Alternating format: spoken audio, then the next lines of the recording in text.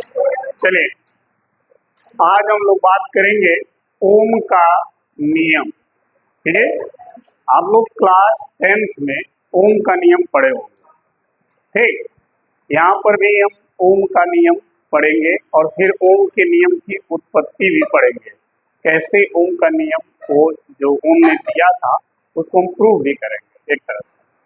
ठीक है, तो सबसे पहले आप समझेंगे कि ओम का नियम है क्या।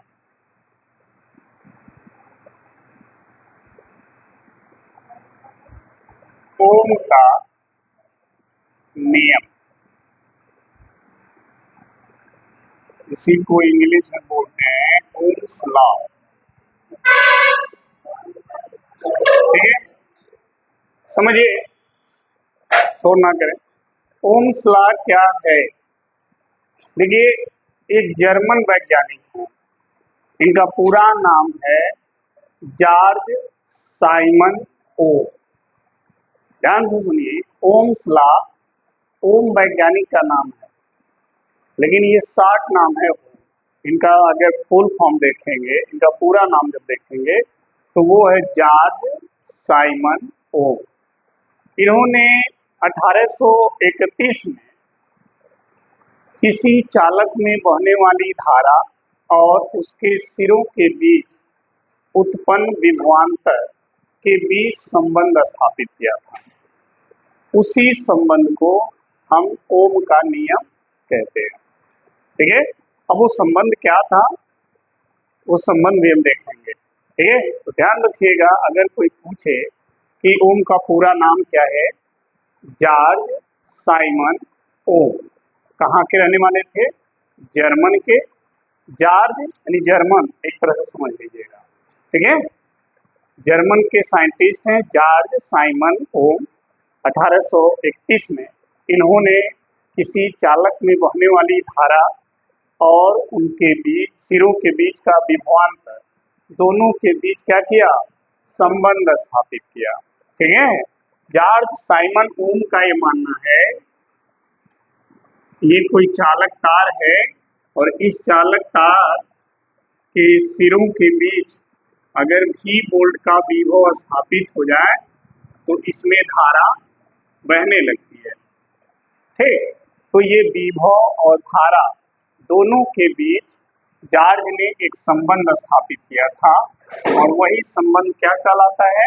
ओम का नियम। ठीक, तो हम लिखते हैं जर्मन, ध्यान देना, जर्मन वैज्ञानिक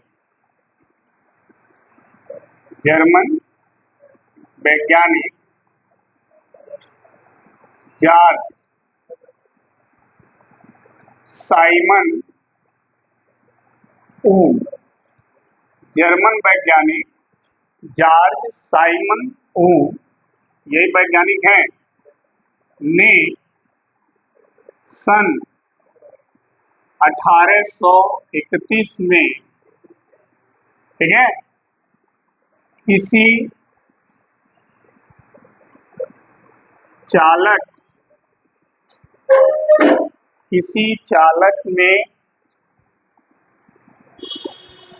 में प्रवाहित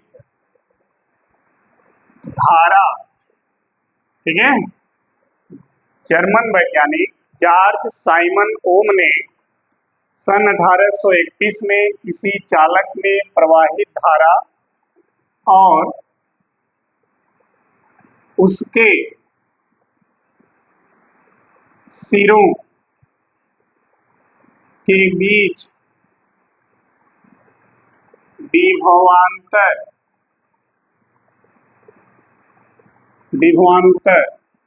में क्या किया? संबंध स्थापित किया।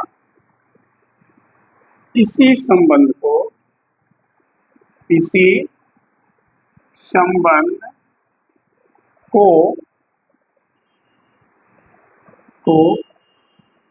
ओम का नियम कहते हैं। ओम का नियम कहते हैं। ठीक है।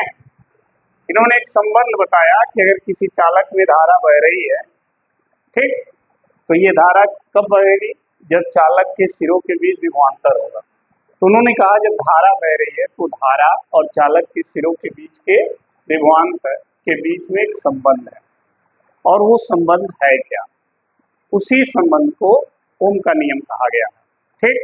तो ओम के अनुसार ये संबंध होता क्या है उसको देख लें। अब देखिए यही है ओम का नियम, अब जो लिखने जा रहे हैं, ठीक है। ये तो ओम ने जो बताया 1831 में बताया, कहाँ का रहने वाला है, पूरा नाम, ये सब ओम के विषय में था। लेकिन ओम ने जो बताया वो क्या था, वही ओम का नियम है। तो यहाँ हम लिखने जा रहे हैं, क्या है, यदि किसी चालक की भौतिक अवस्था, भौतिक अवस्था, भौतिक अवस्था क्या होती है, ताप, दाब, पदार्थ, ठीक है, ताप दाब पदार्थ में कोई परिवर्तन न किया जाए, कोई परिवर्तन न किया जाए, तो उस चालक के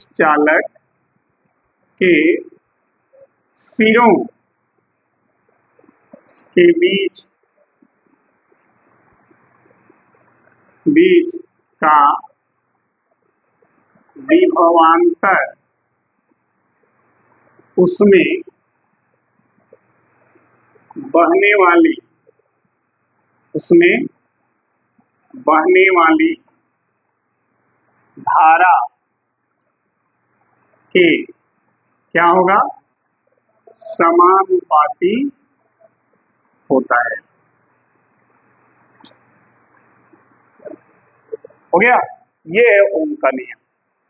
अगर मान लीजिए पेपर में आता है ओम का नियम बताइए या ओम के नियम को स्पष्ट कीजिए, तो आप यही लिखेंगे, यदि किसी चालक के भौतिक अवस्था यानी ताप दाब पदार्थ में कोई परिवर्तन न किया जाए, तो उस चालक के सिरों के बीच का विभवांतर और उस चालक में बहने वाली धारा की क्या होगा, समान, ठीक है।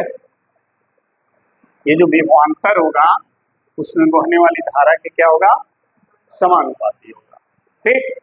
मान लीजिए हमने एक चालक ले लिया और इस चालक के सिरों के बीच का विभवांतर भी स्थापित किया, तो इस चालक में आई एम्पीयर की धारा बहने लगी, ठीक। तो ये जो विभवांतर है वो इस धारा के समानुपाती होगा। तो कब समानुपाती होगा, जब इस चालक का ताप न बदले, दाब न बदले और उसका पदार्थ न बदले, ये तीनों चीज में कोई बदलाव न हो रहा हो, तो विभव जो होगा धारा के क्या हो जाएगा, समानुपाती होगा। चाहे ये चालक छोटा हो चाहे ये चालक बड़ा हो, हर कंडीशन में विभव धारा के क्या होगा, समानुपाती रहेगा। बस ये तीन चीज नहीं बदलना चाहिए। अगर ये तीन चीज में से कोई भी बदल गया तो विभव धारा के समानुपाती नहीं होगा, ठीक। इसलिए इन तीन चीजों में लिखा है कोई परिवर्तन न किया जाए, तो चालक के सिरों के बीच का जो विभव होगा वो उसमें बहने वाली धारा के समानुपाती होगा। जैसे जैसे विभव में अंतर बढ़ाएंगे वैसे वैसे धारा बढ़ता जाएगा, ठीक। जैसे जैसे विभव में अंतर आप बढ़ाएंगे तो धारा का मान क्या होगा, बढ़ता जाएगा। विभव में अंतर कम करेंगे तो धारा का मान कम होता जाएगा। ऐसा क्यों होता है समझिएगा। अगर आप विभव बढ़ाते, दोनों सिरों के बीच का विभवांतर ज्यादा कर दिया आपने, तो वैद्युत क्षेत्र पावरफुल उत्पन्न होगा, और जब वैद्युत क्षेत्र पावर वाला जब उत्पन्न होगा तो इसके अंदर जो मुक्त इलेक्ट्रॉन है उस पर पावर में फोर्स अप्लाई होगा। जब अधिक बल लगेगा तो इलेक्ट्रॉन अधिक तेजी से क्या करेंगे, गति करने लगेंगे, तो धारा और तेज बहने लगेगी। समझ में आया? इसलिए विभव धारा के समानुपाती रहता है। धारा विभव बढ़ेगा तो धारा बढ़ेगी। विभव बढ़ने से वैद्युत क्षेत्र का मान क्या होता है? बढ़ जाता है। और वैद्युत क्षेत्र बढ़ने से इलेक्ट्रॉनों पर लगने वाला बल क्या होता है? बढ़ जाता है। और बल बढ़ने से इलेक्ट्रॉनों की गति बढ़ जाती है। इलेक्ट्रॉनों की गति बढ़ने से धारा का मान बढ़ जाता है। समझ आई बात? तो इसलिए हमने कहा कि विभव धारा के समानुपाती रहेगा। लेकिन अगर ताप बदल दिए, दाब बदल दिए या पदार्थ, तीनों में से कोई एक चीज बदल देंगे तो ये कंडीशन यहाँ पर अप्लाई नहीं होगा। ये कंडीशन तार चाहे इतना छोटा हो चाहे तार इतना बड़ा हो, सबके लिए लागू होगा ओम का नियम। फर्क इतना है कि ये तीन चीज उसका बदलना नहीं चाहिए। ठीक, समझ में आ गई बात? तो अगर आता है पेपर में ओम का नियम लिखिए, ओम का नियम है क्या, ओम के नियम से अब क्या समझते हैं, ओम का नियम किसे कहते हैं, तो सिंपल सी बात आप यही लिखेंगे कि यदि किसी चालक के भौतिक अवस्था ताप, दाब और पदार्थ में कोई बदलाव न किया जाए तो उस चालक के सिरों के बीच का जो विभवांतर होगा उसमें बहने वाली धारा के समानुपाती हो जाएगा। यानी जो भी है वो समानुपाती हो जाएगा आई। यही ओम का नियम है। यही संबंध ओम ने 1831 में बताया था। ठीक, अब देखिए ये ओम का नियम हो गया। अब देखिए समझिएगा, इस समानुपाती चिन्ह को हटा के बराबर का चिन्ह लगाना है। तो V बराबर यहाँ पर हमने लगा दिया R, V बराबर R इंटू आई, या इसी को आप लिख सकते हैं V बराबर I इंटू R इंटू आई लिखिए या I इंटू R लिखिए। ये हो गया, ये भी ओम का नियम है, ये भी ओम का नियम है। तो ये नियम इसी से आया। ठीक, अब यहाँ पे जो R लिखा है, जहाँ R क्या है? अनुक्रमानुपाती, अनुक्रमानुपाती या समानुपाती, दोनों चीज, अनुक्रमानुपाती और समानुपाती एक ही चीज है। तो जहां R जो है अनुक्रमानुपाती क्या है? नियतांक है, जिसे चालक का क्या कहते हैं? प्रतिरोध कहते हैं। इसे चालक का क्या कहते हैं? प्रतिरोध कहते हैं। ठीक है, ये जो प्रतिरोध है वो चालक के प्रकृति पर निर्भर करेगा। ठीक है, लंबाई पे निर्भर करेगा, मोटाई पे निर्भर करेगा। ठीक, ये ध्यान रखिएगा। तो अगर आता है ओम का नियम लिखिए, तो आप यही नियम लिखेंगे। और ओम के नियम क्या है? V proportional to I। इसको हटाकर हमने नियतांक लगा दिया R, उसी नियतांक को हम कहते हैं चालक का प्रतिरोध कहते हैं। ठीक, समझ आ गई बात? ओम का नियम क्लियर है सभी को? तो नोट कर लीजिए।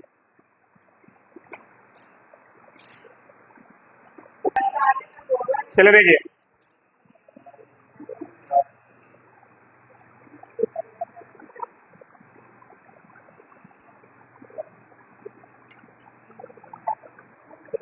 देखो और शोर ना करो।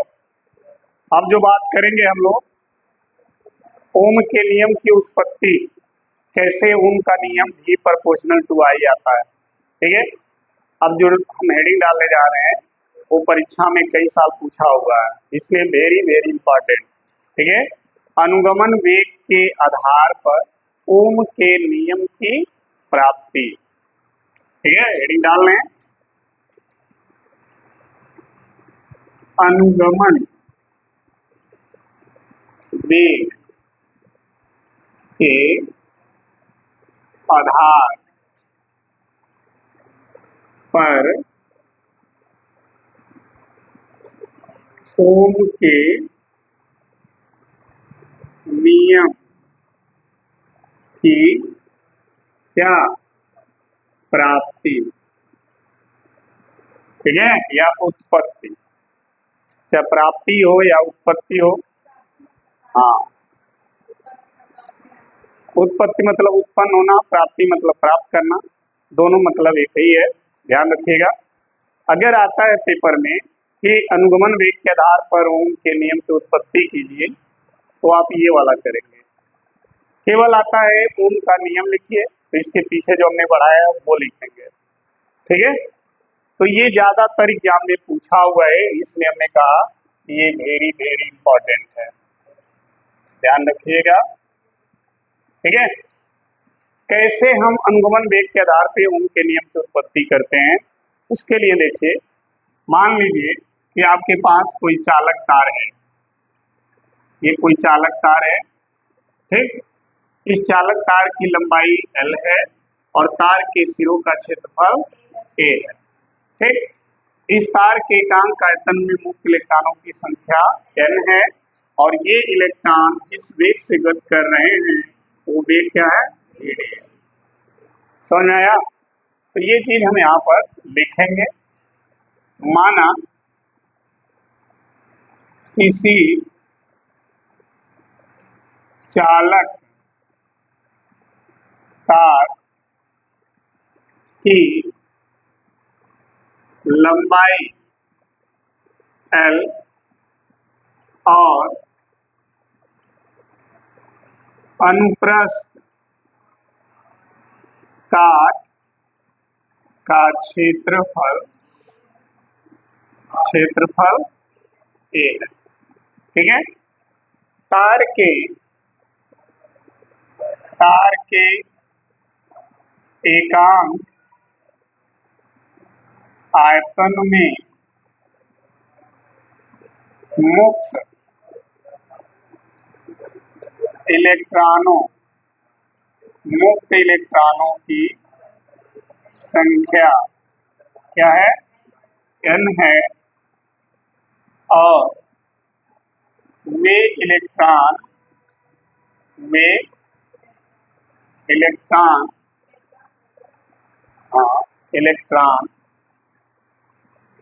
ठीक है, अनुगमन वेग VD से गति करते हैं, इतना आपको मानना पड़ेगा, ठीक है। एक चालक तार लेंगे, तो जब तार है उसकी लंबाई कुछ होगी, उसका मोटाई कुछ होगा, तो लंबाई L मान लीजिए और उसकी मोटाई यानी अनुप्रस्थ काट का क्षेत्रफल A मान लीजिए, ठीक। तार में कुछ इलेक्ट्रॉन होंगे ही होंगे, तो मान लेते हैं उसके मुक्त इलेक्ट्रॉन कितने हैं, N है, और वो सभी इलेक्ट्रॉन जब गति करेंगे तो उसका कुछ वेग होगा, वो वेग है VD, ठीक। तो जब इलेक्ट्रॉन गति करेंगे तो इसमें क्या बहेगी, धारा। जब इलेक्ट्रॉन एक निश्चित दिशा में गति करेंगे तो चालक में क्या बहने लगती है, धारा। तो चालक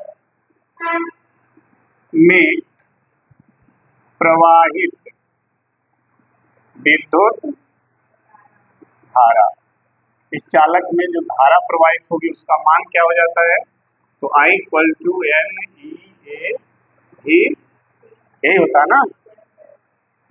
ये हो गया इक्वेशन फर्स्ट, ठीक। चूंकि इलेक्ट्रॉन का अनुगमन वेग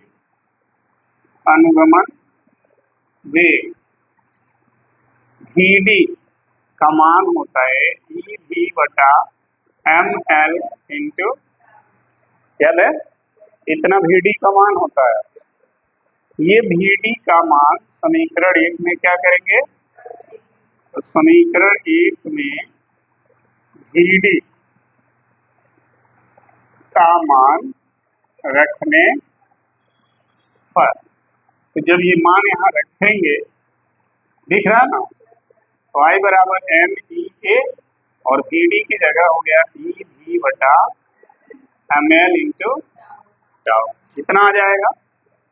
अब देखना E 2 बार आ गया इस मान में, तो I = हो जाएगा NE² और क्या हो जाएगा A, और क्या हो जाएगा A हो गया, और नीचे हो जाएगा ML और यहाँ हो जाएगा टाउ, और बाहर हमने लिख दिया V, ये वाला है। V को हमने क्या किया, बाहर कर। अब देखो आई को उधर भेज दो और इसको इधर, तो जब है इधर आएगा तो 1 बटा हो जाएगा, होगा कि नहीं होगा? देखो गुणा में है ना, इधर आएगा तो इधर 1 बटा हो जाएगा, क्या हो जाएगा? एन ई स्क्वायर ई टाउ बटा एम एल, ये हो जाएगा। और आई इधर जाएगा तो v बटा आई हो जाएगा, ठीक। अब देखना ये वाला पलट जाएगा, ऊपर चला जाएगा, तो जब ऊपर जाएगा तो क्या हो जाएगा? एम एल बटा एन ई स्क्वायर ए टाउ, ये हो जाएगा। और इधर आ जाएगा v बटा आई, सही है। अब ये जो मान आप देख रहे हैं सभी मान क्या है? नियत। तार की लंबाई फिक्स होगी, तार की मोटाई फिक्स होगी, तार के एकांक आयतन में इलेक्ट्रॉनों की संख्या फिक्स होता है, ई का मान फिक्स होता है, इलेक्ट्रॉन का द्रव्यमान फिक्स होता है, ये सब फिक्स वैल्यू हैं। तो जब सभी वैल्यू फिक्स हैं तो उसको क्या मानेंगे? नियत। क्या मानेंगे? नियत। यहाँ लिखेंगे जहाँ एम एल बटा एन ई स्क्वायर ए टाउ क्या है? नियत है। और ये नियत मान किसके बराबर है? आर के, ठीक है। अब देखिए यहाँ पे लिख देंगे आप आर, तो इधर हो जाएगा v बटा आई बराबर क्या बचा? आई का इधर गुणा कर दो तो क्या आएगा? v बराबर आर इंटू आई, ठीक। आर नियत है, जब नियत लगता है तो बराबर का चिन्ह लगता है, जब नियत हटेगा तो बराबर का चिन्ह भी, तो क्या आ जाएगा? v प्रोपोर्शनल टू, और यही ओम का नियम, ठीक। तो अनुगमन वेग vd के आधार पर हम ओम के नियम की उत्पत्ति कर देते हैं। समझ में आ गया? यहाँ पर देखिए दोनों सिरों के बीच का विभवांतर भी लिख दीजिएगा, कितना? 3 वोल्ट, क्योंकि इसमें देखिए v है, ठीक है। हाँ, क्योंकि जब विभवांतर स्थापित होगा तभी वैद्युत क्षेत्र उत्पन्न होगा, और वैद्युत क्षेत्र उत्पन्न होगा तो इलेक्ट्रॉनों पर बल लगेगा, और जब इलेक्ट्रॉनों पर बल लगेगा तो इलेक्ट्रॉन अनुगमन वेग vd से क्या करेंगे? रद्द करने लगेंगे, ठीक है। तो अगर पेपर में इस तरह का प्रश्न आता है कि ओम के नियम को सिद्ध कीजिए, तब भी ऐसे ही कर देना, क्योंकि ओम का नियम की प्राप्ति ही तो है। तो अगर आता है कि ओम के नियम को सिद्ध कीजिए, या पेपर में आ जाता है v प्रोपोर्शनल टू आई को सिद्ध कीजिए, तो v प्रोपोर्शनल टू आई किसका नियम है? ओम का, यानी ओम के नियम की सिद्ध करने को बोल रहा है। या पूछ दे अनुगमन वेग के आधार पर ओम के नियम को सिद्ध कीजिए, तब भी यही करेंगे। सुनना है बात? देखिए कई प्रश्न को एग्जामिनर कई तरीके से पूछेगा, अगर आप समझ के पढ़े होंगे तो आंसर देने में कोई हेजिटेशन नहीं होगा। जैसे मान लीजिए आ गया ओम के नियम को सिद्ध कीजिए, तब भी यही करेंगे। आ गया अनुगमन वेग के आधार पर ओम के नियम को प्राप्त कीजिए, तब भी यही करेंगे। अगर आ गया अनुगमन वेग के आधार पर ओम के नियम की उत्पत्ति कीजिए, तब भी यही करेंगे। आ गया किसी परिपथ के लिए v प्रोपोर्शनल टू आई सिद्ध कीजिए, तब भी यही करेंगे, ठीक है। एग्जामिनर कई तरह से प्रश्न बनाएगा। अब हम लोग क्या करते हैं, जब पढ़ते हैं तो गुरुजी लोग सीधा सीधा पढ़ा देते हैं, अनुगमन वेग के आधार पर उनके नियम की प्राप्ति हम रट लेते हैं, हमको आ रहा है। अब पेपर में आ गया कि किसी विद्युत परिपथ के लिए v प्रोपोर्शनल टू आई सिद्ध कीजिए, अब वो बच्चा ये कहीं पढ़ा ही नहीं, तो भाई v प्रोपोर्शनल टू आई ओम का ही नियम है, यानी वो एक तरह से कह रहा है कि ओम के नियम को सिद्ध कीजिए, ठीक है। समझ में आ गई बात? तो इसी तरह आपको करना, इसके अलावा कुछ नहीं करना, ठीक है। बस ध्यान रखिएगा जो r का मान है वो इसके बराबर होता है, ठीक है। क्लियर है सबको? है क्या हुआ? देखिए vd का मान ये है, इतना देखिए vd का मान निकाले गए हैं, जहां अनुगमन वेग पढ़े होंगे वहां vd का मान ही निकाला गया है। ये मान यहाँ रख दीजिए, जब यहाँ पर ये मान रखेंगे तो ऐसे मिलेगा, सही है। इसमें से हमने क्या किया, v को बाहर कर दिया और टाउ को v की जगह रख दिया, v को बाहर कर दिया, ई 2 बार है तो ई पे 2 घात कर दिया, देखिए, और v को बाहर कर दीजिए, टाउ को v की जगह कर, देखिए टाउ आ गया, v बाहर हो गया। अब आई को उधर भेज दिया, तो जब आई उधर जाएगा तो v बटा आई हो जाएगा, और जब इसको इधर भेजेंगे तो इधर एक बचेगा, ये इधर आएगा तो एक का बटा हो जाएगा, फिर ये ऐसे पलट जाएगा, पलट के ऐसे हो जाएगा। ये मान जो आएगा वो किसके बराबर होगा, आर के, क्योंकि ये सभी मान क्या है, नियत है, तो नियत वैल्यू आर की है, तो आर के बराबर हो जाएगा। अब इसके जगह क्या रख देंगे, फिर आई का गुणा कर देंगे, ये आ जाएगा। जब आर को हटाएंगे तो प्रोपोर्शनल साइन आ जाएगा। ठीक है, समझ में आ गया सभी को, धन्यवाद।